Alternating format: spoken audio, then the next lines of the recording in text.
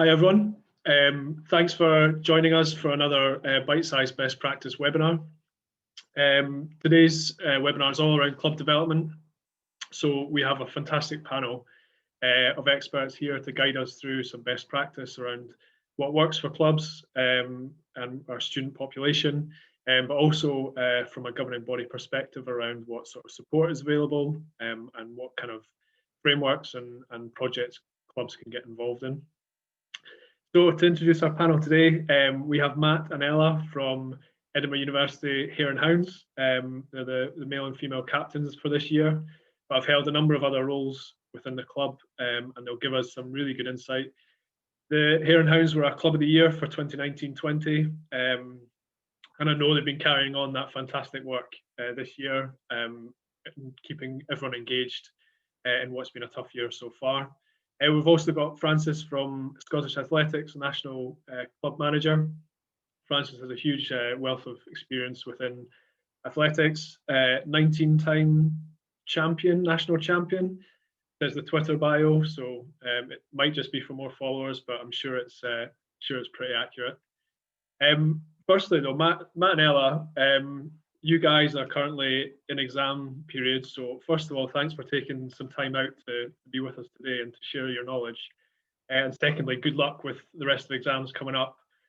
No doubt you're working hard towards them and you'll be prepared. And I guess good luck to all the students out there in our member institutions that are in exam times at the moment. Sure, you'll smash it. But I'd like to just hand over to you guys. I know you've got a bit of a presentation today first, and then we'll take some questions. If anyone does have questions, then use the Q&A function or the chat function, and we'll keep an eye on them and we'll answer as many as possible. So hand over to you guys. Perfect. Yeah, thank you, Neil. Thanks for having us today. Yeah, we're looking forward to share some info about our club and kind of the work that goes on behind the scenes. So just to double check, can you see the slides? Yep, yeah. We can, yeah. Perfect. There we go. So first of all, we'll just kind of introduce ourselves. So I'm Matt, and as Neil said, I'm captain of the Haries this year alongside Ella. I'm in third year and I study maths. I joined the Haries right back at the start of uni as an inexperienced runner. And during my time as a Harry, I've developed as not only a runner, but also as a person too. I've improved my running times and my PBs through hard work and a great training setup, which we'll touch on a little bit later. I've been involved in the club committee from first year. I was first year rep, and then in second year, I was sponsorship and publicity rep. And I'll hand over to Ella. Hi, I'm Ella, and I came to uni with a little bit more experience running, but the club's kind of been tremendous in helping me grow again as an athlete, but also kind of mentally as well, particularly helping through kind of periods of injury, as well as kind of the running side of things. So who are the Haries as a club? The Haries were established in 1890, and it's the university cross-country, hill, road, and long-distance running club. So we kind of encompass a bit of everything. And it's marketed as a place where runners of any and all ability can come, meet up, run, and socialize together. And that's kind of been the ongoing thread throughout the years, and even in COVID-related times as well.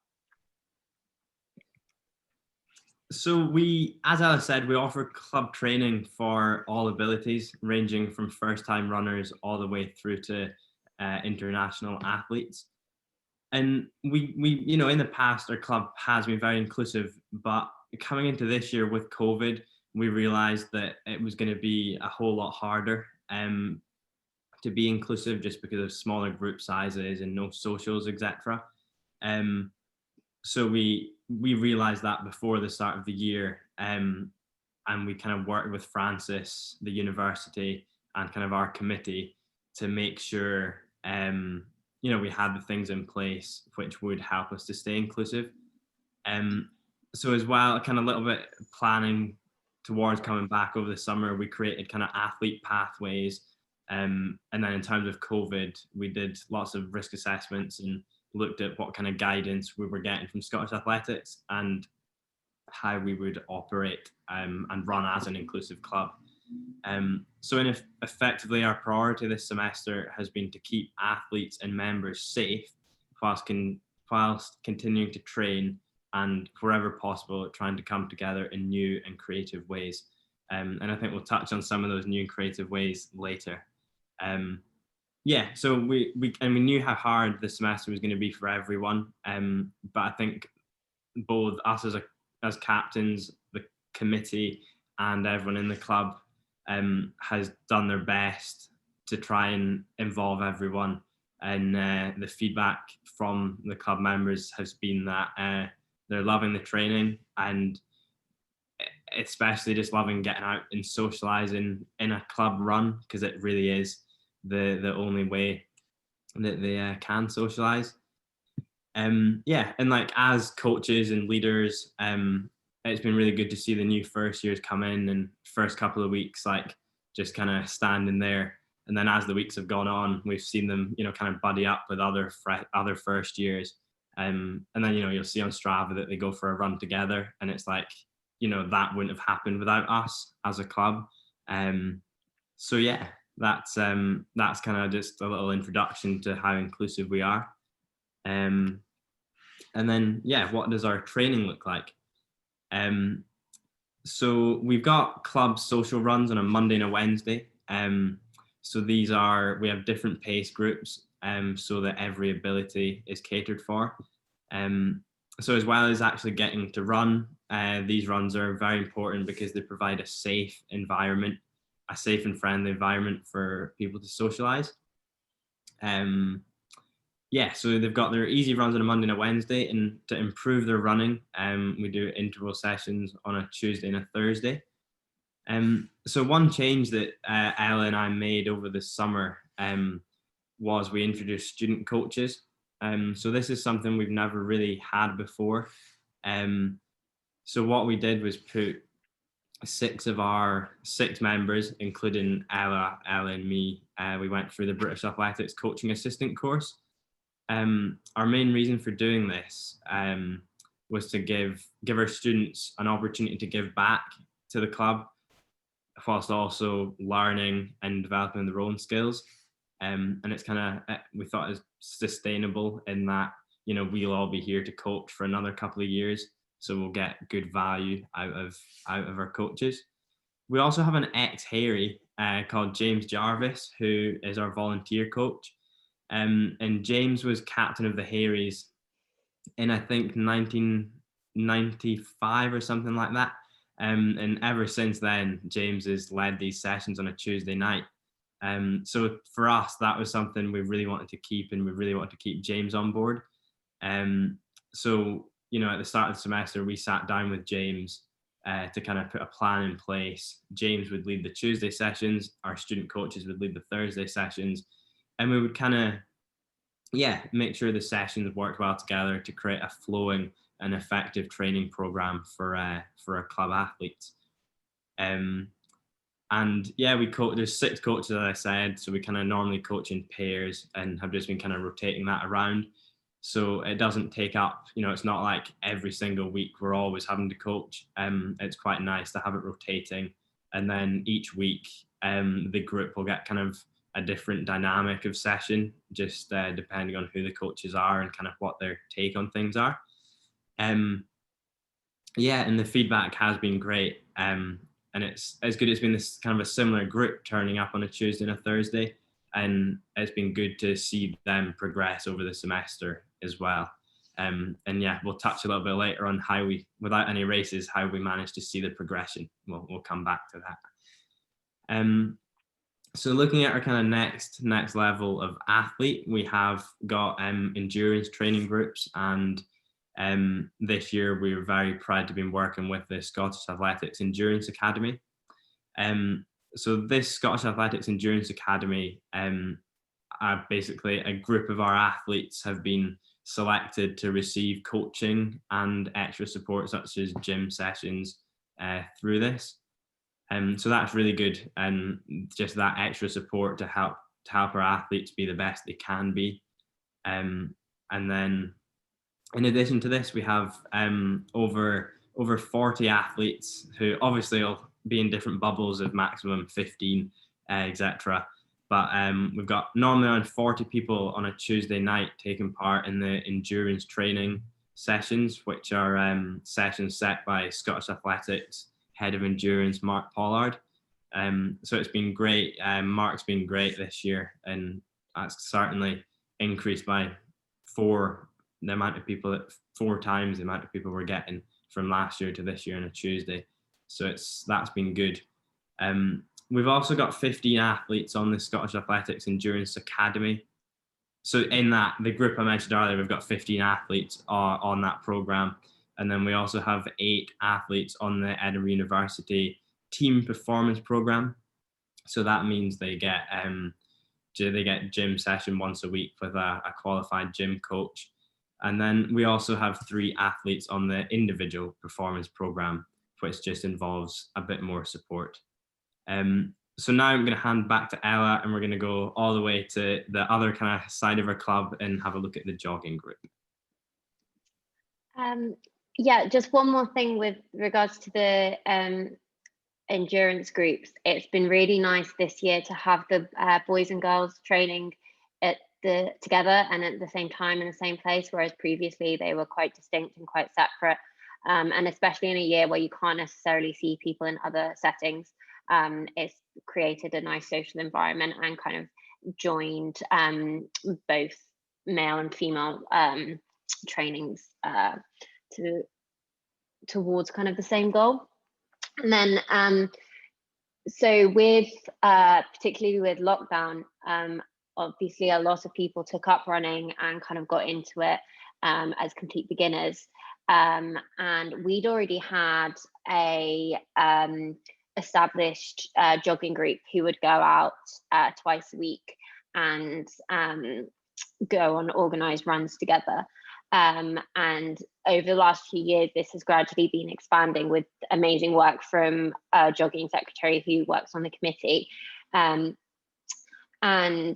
this kind of spreads to not only just within the club, but also the local community as well. And it essentially allows people who are new to running to become as involved with the club as those who have been doing it since they could walk, and to just get people excited about trying and taking up a new sport. So on Mondays and Thursdays, the jogging group have organised runs, and this has really expanded this year. They've now got several leaders going off at different times to different places, allowing people to run together, get to know one another and explore different parts of the city.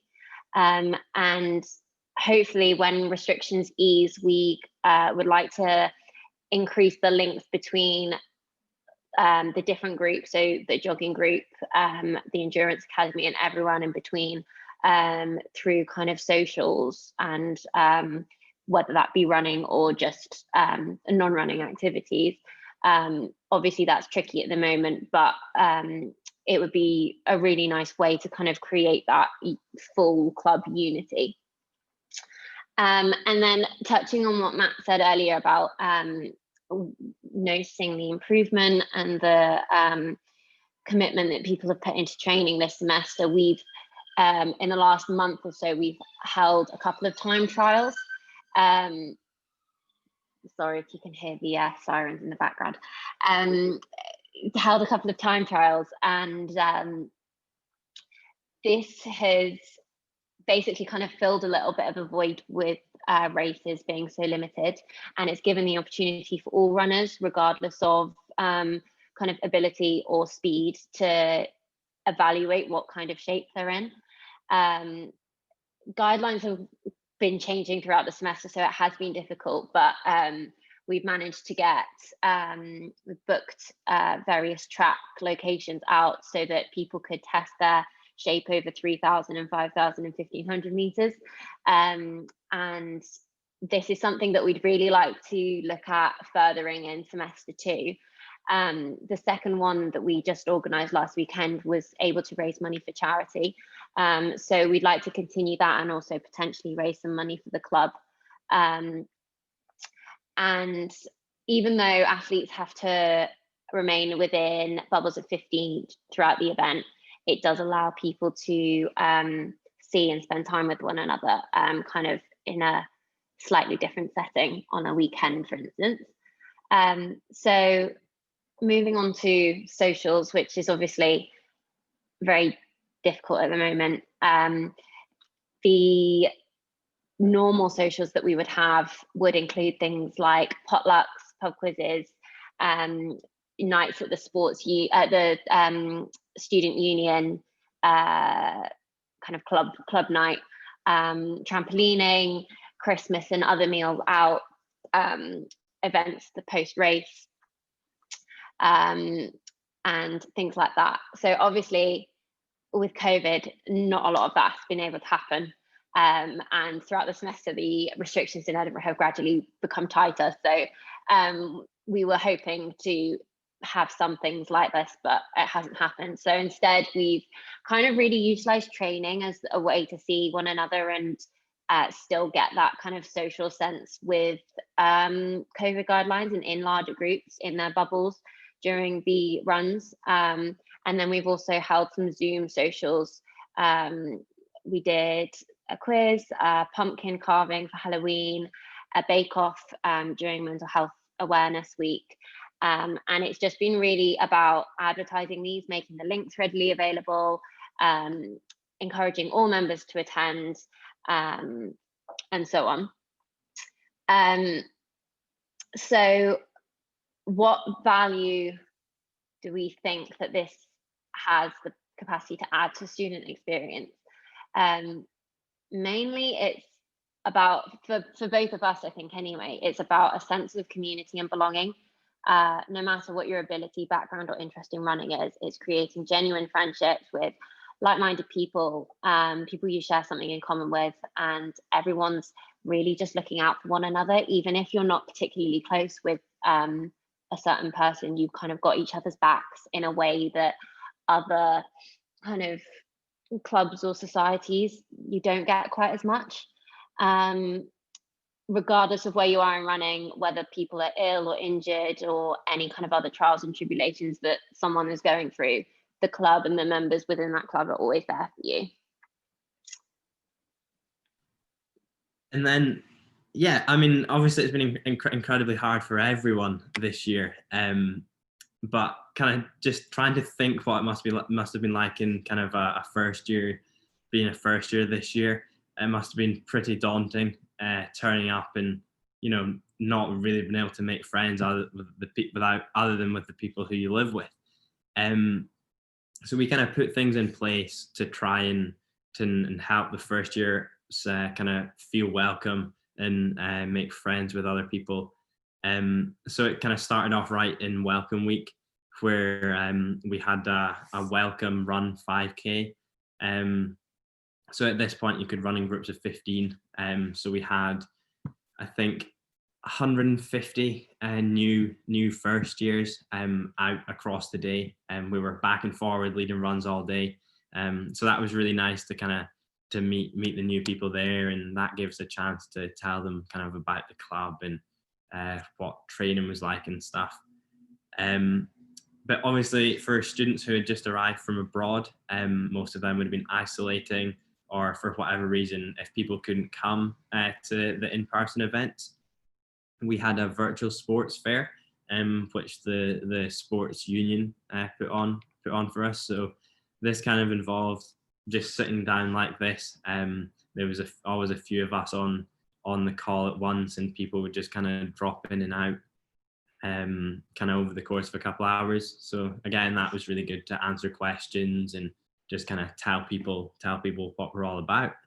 And then we concluded Welcome Week with a hill race around Arthur's Seat.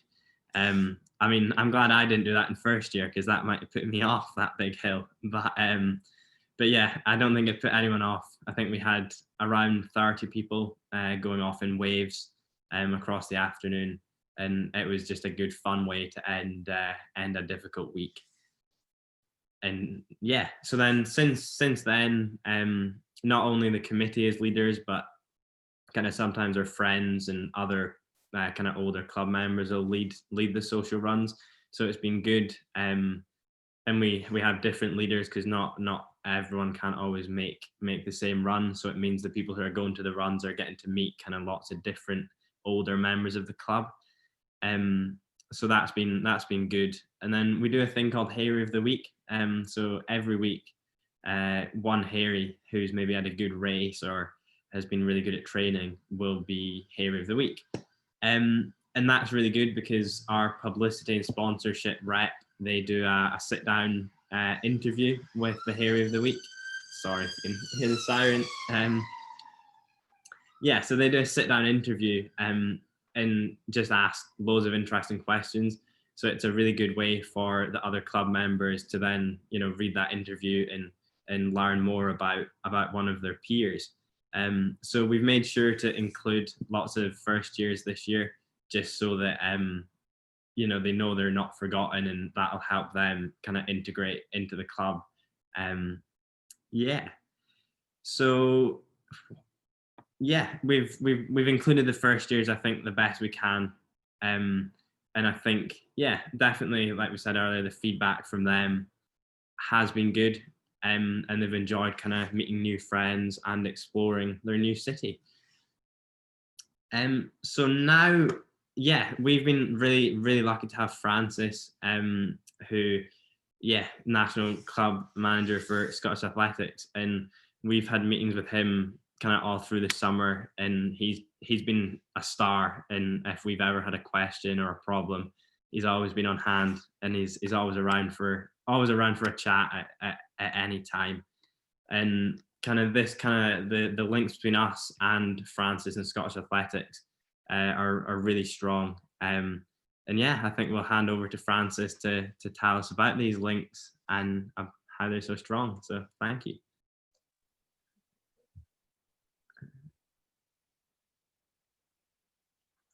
Yeah, you seem to have built me up a bit there, Matt. So Neil, I'll just carry on straight away, is it? Yeah. Yeah, I mean, I just want to say thanks to the guys. That was fascinating, and there's so much of that. I appreciate that's a cross-country running club, but there's so much of that that's transferable across to any of the clubs working across student sport. Love the student coaches idea.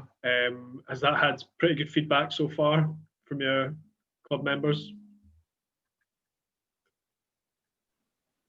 Yeah, it's I think the relationship between kind of the people who are attending the sessions and then the coaches who are leading them is only gotten stronger throughout the semester. And I mean, even things like coming to us for kind of general advice or tips on what to do with like recovering from a session or something like that has been really good to see. And I think some of it was missing maybe in previous years as well. So from that point of view, I think it's been good so far. Brilliant, great to hear it. And yeah, 150 first years when you're welcome week runs, that's fantastic. And yeah, there's hopefully a lot of clubs can learn from that about using kind of initiative and different ways to engage people. I think as we go into semester 2, there's going to be a lot of clubs looking for new members with the hope of a bit more competition and participation in semester 2. So hopefully there's a few learning from that. But yeah, thanks for that. All great stuff. And we'll come back and a few more questions in a bit. But yeah, Francis, happy to hand over to you. Glowing review from Matt there. So congratulations on all that work that you've done over the summer and over this year. Thanks very much. Yeah, so I'll just get kicked off. And yeah, so as you see, Matt has built me up a little bit. So yeah, my name is Francis Smith, known in the office as Fran too. As a national club manager for Scottish Athletics. So a little bit about myself. I had a background in the sport as an athlete, and then I worked in various different businesses, and then came to work for Scottish Athletics, because my passion has always been wanting to work in sport. So I come with a slightly different perspective to club development than maybe someone who has been in the job for quite a while and different things. So what I'm going to quickly take you through today is kind of the framework behind how we work as national club managers, how I support and my other colleagues support the clubs, a little bit on development support on the wider development team, a little bit on changing life's approach, and obviously working with a uni club and how that works. The first one off is our club development framework. At Scottish Athletics, we work differently to a lot of other national governing bodies. We don't have regional development officers looking after west, north, east, south. We have national club managers. There is 3 national club managers and a head of development. So there's myself, Jamie McDonald, Lindsay McMahon, and our head of development, Colin Hutchison.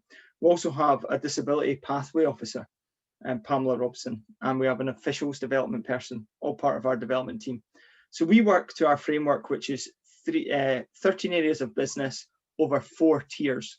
They're organised and affiliating. For those clubs who just kind of affiliate each year, we support them slightly different. There's around 100 odd clubs in that group.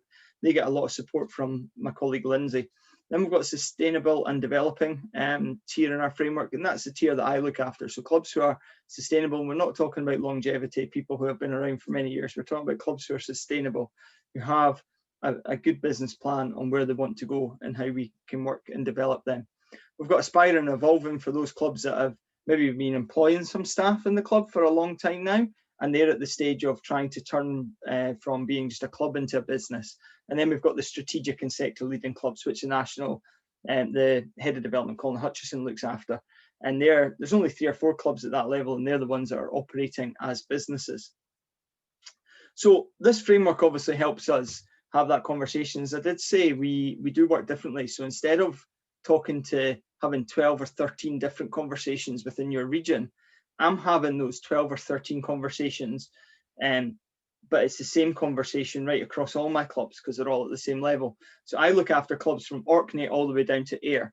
And the conversation I'm having in Ayr is the same as I'm having in Orkney. The conversations I'm having with Edinburgh Uni Hares and Hounds around potentially employing staff is the same conversation I'm having in Shetland. So it just shows the diversity of our roles within Scottish Athletics. So what does our club pathway look like, and what's our NCM support? So we've got, like I said, the affiliation clubs, development clubs, modernisation clubs, and professional clubs. That's kind of what our pathway looks like. But we value every single one of our clubs that we have there, and we give them support at whatever level they require. And as Matt says, we're there to answer any questions, give any support anytime. So what we want to do as well is we want to inspire and empower our clubs at all these stages on the pathway to develop, to come up with new innovative ideas, to try and challenge the norm and make our sport and our clubs more business-like. We want to show clubs how they can progress by showcasing the good practice, and also show clubs internally through the framework and having those conversations where they've come from and where they currently operate. And I think, looking at obviously we're here to talk about club development and how university clubs work with us, but the development that Hares and Hounds have shown over the last 2 years that I've worked with them, from day one conversation to where we are now, is miles apart, and that's just through personalities working together. We offer services to the club at all levels of the pathway, and I'll explain about them shortly. And then obviously we look at our framework for working with the clubs and supporting clubs. The framework, it underpins everything. And then we obviously use appropriate expertise at the right level of the development. And what I mean by that is every single one of our team has a different expertise. So I wouldn't be scared to bring one of my colleagues in to have a discussion with one of my clubs that I'm looking after or helping, because they've got more expertise in that area, and that's what we need to do. So looking at that's our main support, but one of our big projects that we look at is our Club Together project. It's been one of the most successful projects that Scottish Athletics have ever delivered. And this is where we have paid staff within clubs. So it's a part-time employee in the club, and who is part of that is we look at putting together a funding pot with the club, with ourselves, with leisure trusts and local authorities, Sports Scotland, just to see how we can put together kind of a post that will help the clubs develop and have a full-time or part-time member of staff working on certain projects to deliver, because volunteers are finding it harder and harder through time to deliver these projects. So at the moment, they are part-time roles. It does say there from 12 to 35 hours per week. So we are now starting to see some more full-time roles. I look after 7 CTOs within clubs, but they now range from business development people to coaching pathway officers. So the roles are diversifying quite a lot within the clubs, and it's really good to see that. You know, I'm having conversations with a couple of clubs just now who want to maybe come onto the programme in 2021. We've had the discussion as well at the Hares and Hounds whether, you know, that's the right thing to do. We've spoke with the sports union around this as well, and it's still a conversation that's on the table, and we've pushed back into 2021 to kind of try and finish those conversations off. But the majority of these people are employed by Scottish Athletics, so we employ them, but they are club led, and that's the important thing about these posts. They are club led, and the club decide with you and the partners what the work plan is, and they're managed on a day-to-day basis by the club, but as a line manager within Scottish Athletics as well. So we've got 23 clubs, sort of 24, with about 29 roles in there now, and they vary, like I said, and we've got new clubs wanting to come on the programme every day. And we now have some clubs who were in the programme and employed staff are now employing the staff themselves. So there is more roles out there, but we've got 2 or 3 clubs who are at that top end who are now employing the staff, and that's where our external and club education kind of work. So we have a club education programme every year that we run. We're just in the process of finalising it for 2021. So it covers things like club governance, employment, facilities planning, financial management, coaching, marketing. You know, it ranges to different sort of things, and a lot of our clubs engage in this. And I was saying to Neil earlier that this year in particular has seen an increase in all our education. You know, previously we would be stuck at 20 to 30 maybe maximum in a room, whereas we're seeing 50 to 60 and even maximum of 80 people on some calls, learning a little bit more and taking that learning back into the clubs. We introduced a Leaders in Athletics conference last year. Unfortunately, we've not been able to have that this year, but that was really, really good, where we had around about 20 club chairs in the room, and we had Lord Jack McConnell come along and gave the keynote in there around, you know, how you be a leader in your club and drive things forward. And that's the sort of stuff we're looking at. And if we look at 2021, we're bringing things in like, you know, more in around asset transfers and all that sort of stuff for clubs. And we spoke earlier around about the university clubs, and I will mention this later on, you know, and how many are affiliated, but we've got some good engagement from the clubs that do work really closely with the NGB on coming onto our club education programme. And then the highlight of our year is always our national club conference. And I'll just say it's a highlight of the year is because I'm the project lead on the conference. So in the last 2, this year obviously was very much different, and we delivered it virtually, and we tried our best to make it as much of an in-room virtual conference as possible. It's open to all clubs to send a representative. We have around about 80 clubs do engage in our conference and come to the room.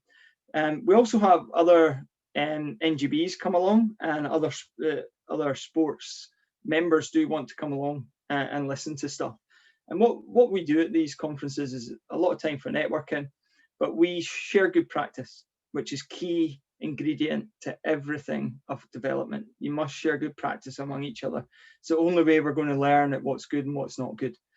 And that's really, really, really good and exciting, our conference every year. So moving on to Changing Lives, I was lucky enough to be part of a cohort 1 in our Changing Lives programme that Sports Scotland rolled out. And I'm now going to be a Changing Lives leader moving forward, which is really, really good. So what Changing Lives is it's a project and a mindset change within clubs.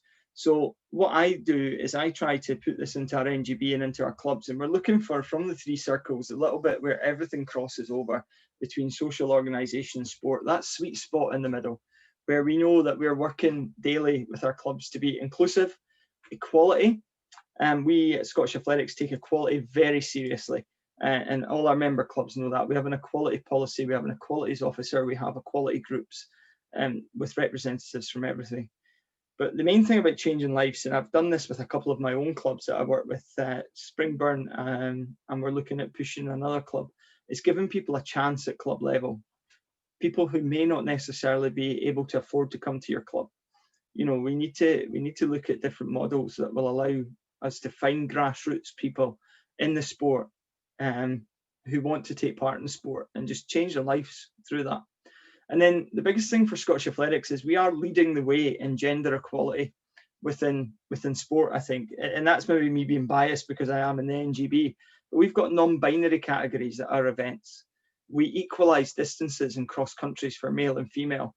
You know, we've done loads of different things over the years to kind of do that. And Fran Schnitzer, who is our equalities officer, takes that role very seriously when she's looking at everything. And then finally, working with a uni club. I decided I'd try and move through this very quickly since Matt and Ella, you know, took a lot of the time. But working with a uni club, it can be challenging, and very challenging. And the reason I say that is the guy on the right there is Gregor Malcolm, on the, or whatever side he's on your screen, is Gregor Malcolm. And Gregor was the first captain that I met with. And the challenges that come around that was Gregor, I think, was studying astrophysics or something like that in his degree. So a very, very hands-on degree in learning. So Gregor, you know, would have to find some time to come out and talk to me, but he did that, you know, and that was what really drove this club forward. It all started with Gregor kind of making that little change within the club and moving on. So I've gone through 3 sets of captains working with Edinburgh Uni Hares and Hounds, and they are the only uni club that I work with. My colleague Lindsay works with the other 5 athletics clubs that are affiliated. But it is rewarding as well working with a uni club, because I've seen Gregor make that change.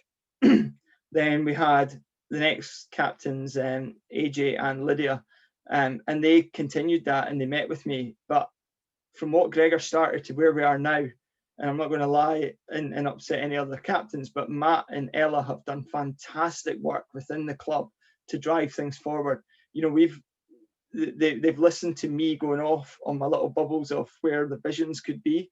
And they've actually started to do that. You know, we spoke about getting them in the coaching, they've done the coaching and all that sort of stuff.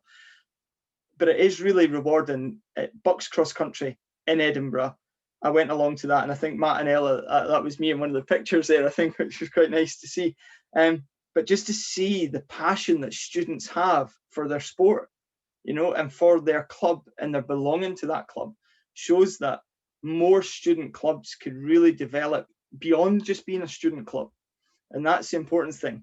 Yeah, they can maybe still be student clubs, keep their student identity, but really develop into being a good business club. And that's what, you know, Edinburgh Uni Hares and Hounds have been looking at, you know, income generation, all that sort of stuff on how they do it. You know, I've never seen a club be able to do that and come out of it at the other side. But the important thing about working with the uni club is it's not just, you know, the uni club and the NGB. We've got to make sure we have those links with SSS, and Neil, you were there at the start when I had those conversations, and the links with the sports union at the uni is really important. And we have a group that we meet with Matt, Ella, myself, and Ross Simpson at the university, and we talk around how we develop, you know, the club and moving forward. And we've got some really good ideas there on the table. But my takeaway from that is, don't be scared to think that you're not just a uni club.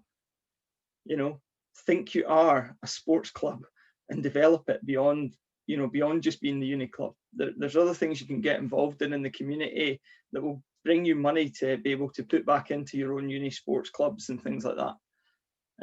So yeah, that was the end of that for you, Neil.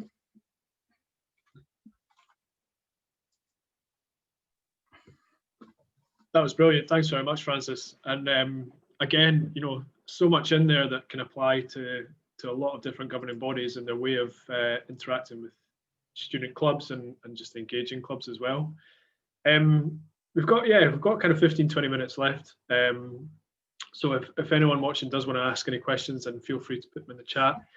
I know we've got a couple of colleges represented and those that are watching, I guess the question to all of you would be, for those colleges where they don't necessarily have clubs set up in the same way, but will definitely have students who are interested in running and taking part in cross country. I guess what would be your advice for them in supporting students to get involved, maybe get a club set up? What would be your kind of advice and top tips, I guess, for those colleges?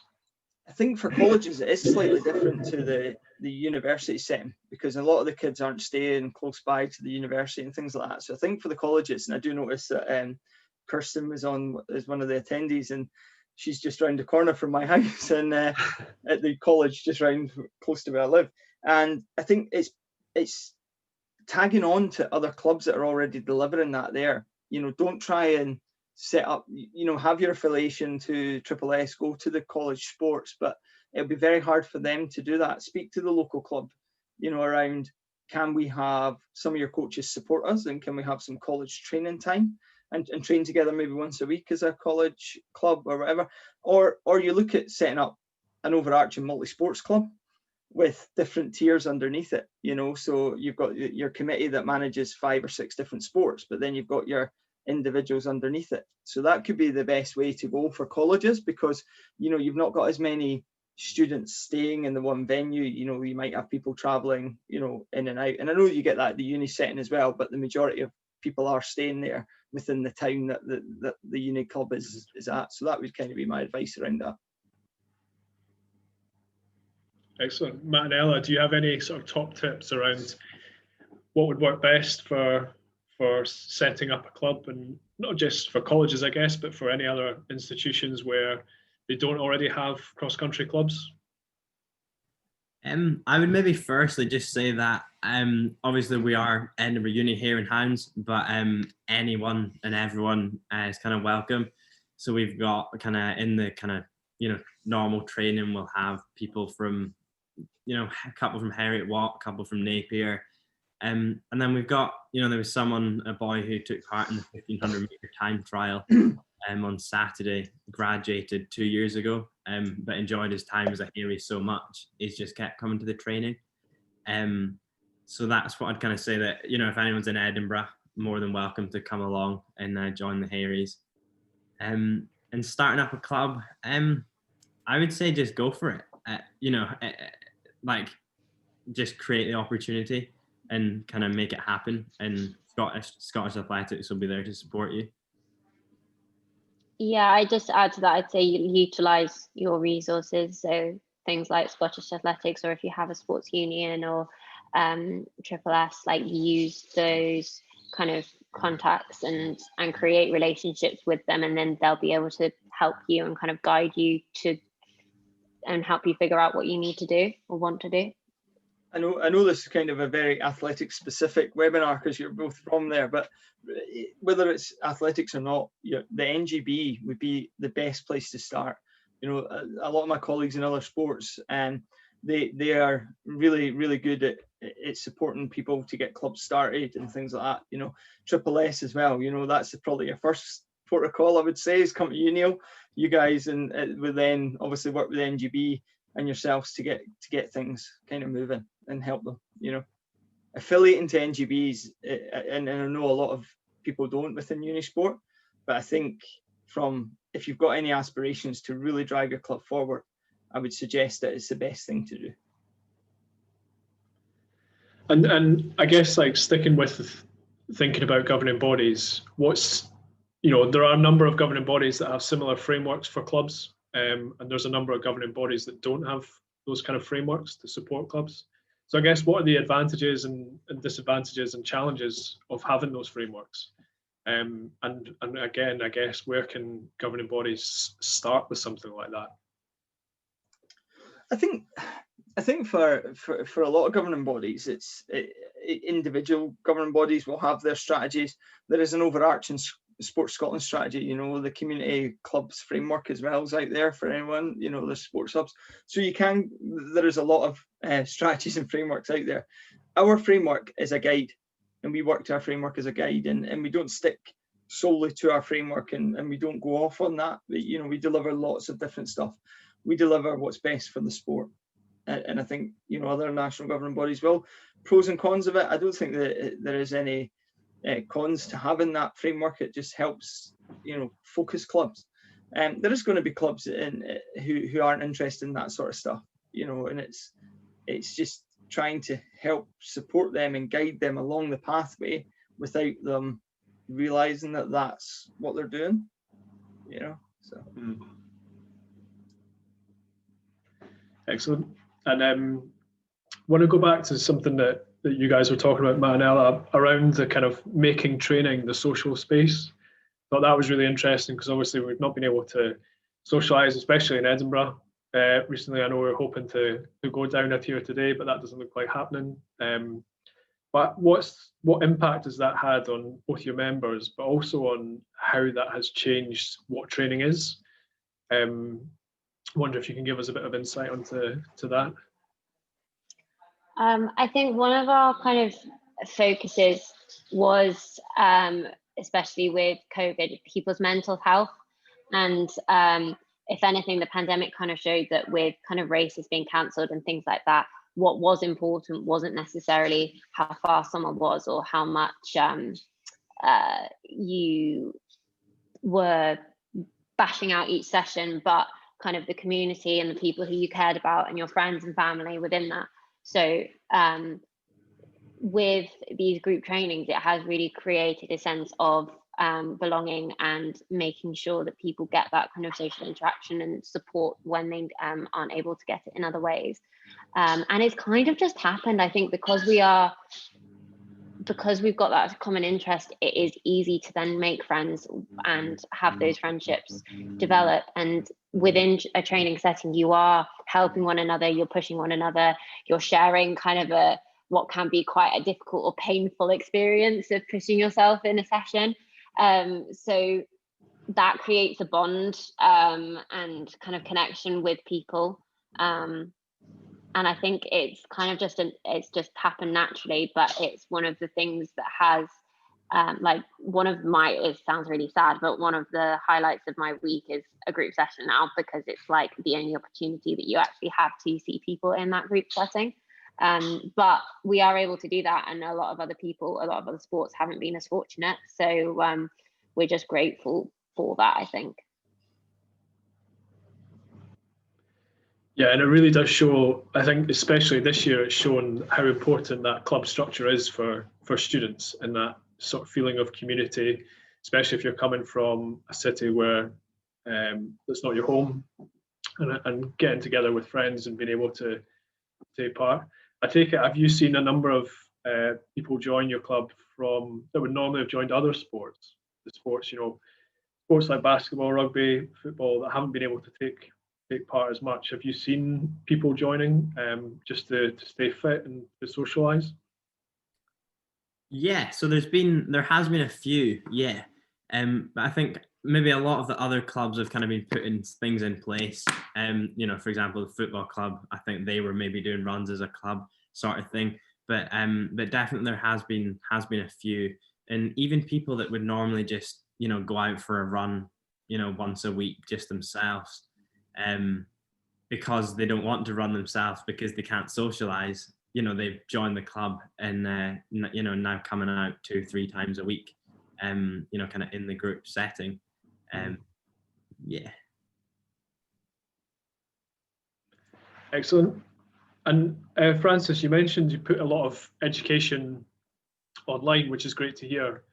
What have been the kind of benefits of that, and how have you noticed engagement changing over the year? I think the benefit's been that we've been able to engage with our clubs, and we've been able to offer our clubs, and it shows an affiliation. You know, 150 clubs re-affiliated. Some clubs in some sports have struggled to re-affiliate because they've lost the club because they've not been engaged. We put in place a program right from the start. We've engaged with members all the way throughout COVID. We, as part of the COVID response team, that you know, we put out COVID webinars and everything like that for the guys to come along to hear about our changes and guidance and everything like that. But I think the biggest thing is the engagement in clubs. You know, you see it drop off a little bit when club training's gone back, but it's still strong, and that's what's interesting. We've had people engage in our education who would never have engaged in it before. You know, we had people from South US, North US, Shetland being able to come into webinars freely rather than having that restriction of traveling. And I think our conference is a national governing body. We may end up keeping most of our education online because we're finding that it's actually working. It's taking something like this to make that mindset shift that actually we're being able to reach more and more people that way. We'll still have that physical face-to-face stuff because you need it for the networking.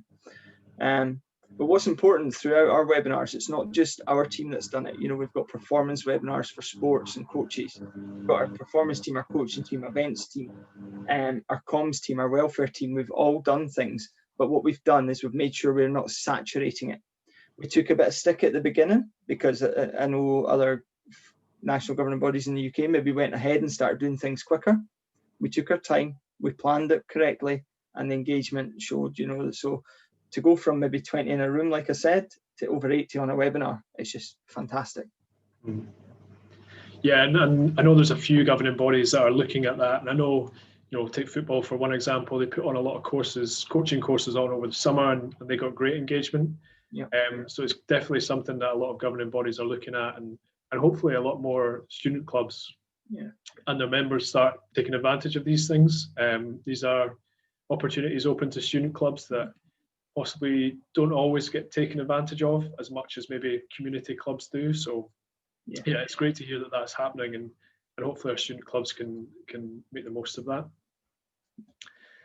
We've got a couple of minutes left, so I maybe just ask one last question, but I guess to all of you, what are the kind of aims for 2021 going forward? I know it's going to be the same old story of waiting to see what the guidance says, but you know, it does look a bit brighter.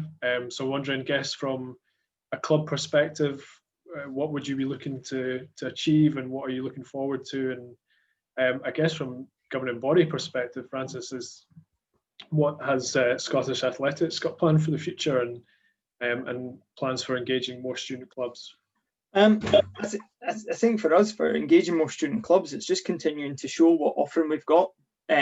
Obviously getting best practice like this today, where Hares and Hounds are showing the value of being linked to the national governing body. You know, there's two athletics clubs at Edinburgh. There's Edinburgh Uni Hares and Hounds, there's Edinburgh Athletics Club.